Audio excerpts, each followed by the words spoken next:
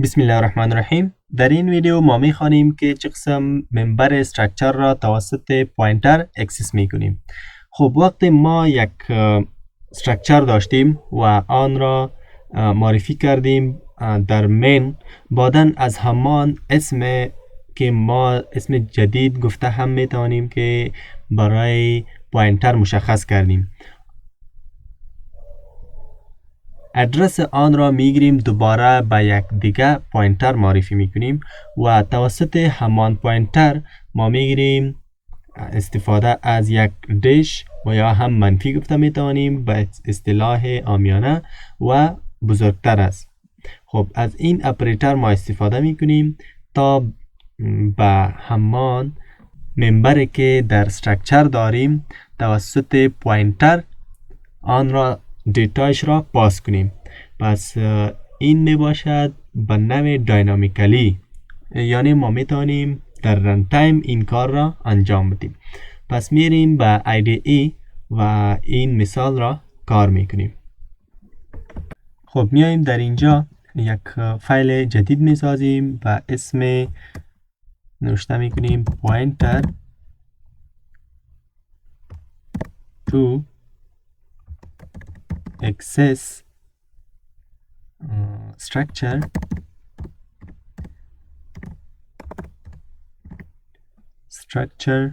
member یا access و یا هم به این معنی که ما میخواهیم در همان وریبل و یا در همان منبر ما دیتا را پاس کنیم یا اکسس کنیم، هر دوش معنا میده. فقط اینجا ما اسم میگذاریم و هر چی اسم بوده میتواند hash include stdio.a و بعدا از مین استفاده میکنیم. ولی قبل از مین ما میاییم یک استراکچر میگیریم و در استراکچر اسمش را میگیریم student. این بار ما student میگیریم و در student چی مثلا باشه؟ یکی باشه name باشه، کرکتر name و اسمش باشه از اینجا بالا نرود و یکی هم بگیریم age. این دوتا کافی می باشد. بعد از آن ما میاییم در مین و در مین چی باید کرد که اول خب همین struct را معرفی میکنیم.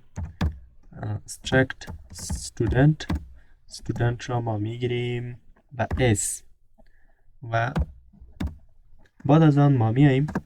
خب پوینتر در اینجا ما شروع میکنیم که اول بگیریم و پوینت کنیم s را به یک پوینتر.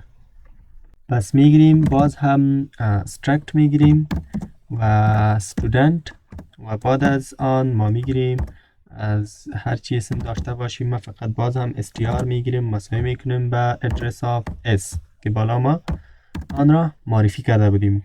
اینجا میاییم از str cpy استفاده میکنم و چون ما اسم را کاپی میکنیم به این ادرس، پس اینجا نوشته میکنم str dash و بزرگ است.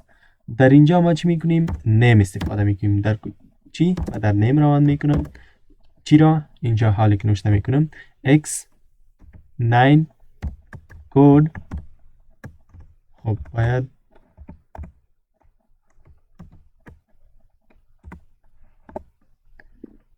nine کد تک و در آخر هم اختتامیه و برای چی؟ برای ایج ما مساوی میگیریم مثلا 22 و میگیم آن را اکسس میکنیم. چه قسم پرینت میکنیم؟ نوشته میکنیم خلاص printf the student name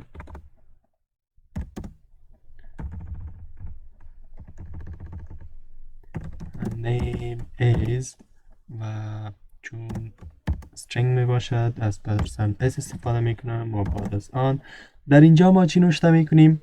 چیزی را که ما در اینجا نوشته کرده باشیم. پس همین را کاپی و در اینجا کنترل V و اختتامیه.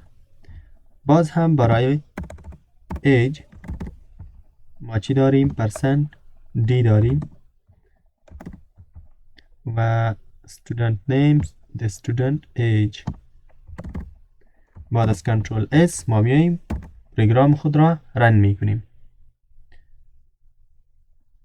خب میبینیم که ما لایبرری string را نوشته نکرده بودیم، اینکلود نکرده بودیم. البته نوشته میکنیم هش include. بعد از هش include ما نوشته میکنیم string.h